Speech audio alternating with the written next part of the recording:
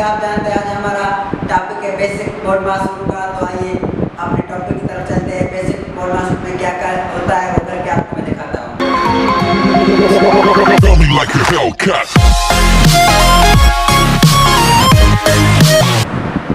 Basic board mass, B का मतलब होता है ब्रैकेट, ओ का मतलब होता है ओपन, डी से हमारा डिवीजन, एफ से मल्टीप्लाई, ए से एडिशन और एच से सब्ट्रैक्शन। आइए तो करके दिखाता हूँ।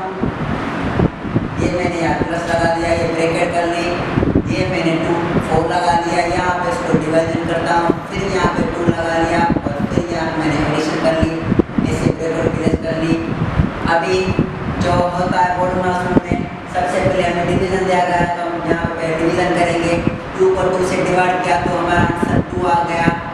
तो यहाँ पे 2 जो प्लस वाला यहाँ पे आ जाएगा नीचे और ब्रैकेट क्लोज कर लूँगा। सबसे पहले यहाँ पे ये जो है नीचे आ जाएगा हमारा 8 और इसको प्लस किया तो हमारा आ गया 4 और यहाँ से इस 8 को रखूँगा और इन दोनों को प्लस करेंगे तो हमारा आंसर आएगा 12।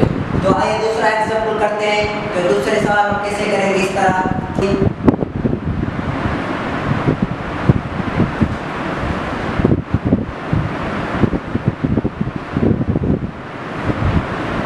सबसे पहले हम इसको डिवाइड करेंगे तो हमारा आंसर आ जाएगा 4 आएगा।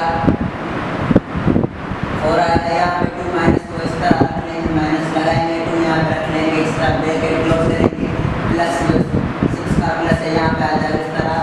2 में से 4 में से 2 जाएगा तो हमारा आंसर आएगा बेसिकली 2 और ये 6 प्लस का यहाँ पे आ जाएगा तो हमारा आ गया यहाँ पे 6 यहाँ पे रखेंगे और इनको प्लस किया तो हमारा आंसर आएगा 8। ये हमारा आंसर है। यहाँ पे मैं एक और सम लिखूंगा, वो करके दिखाऊंगा किस तरह होता है।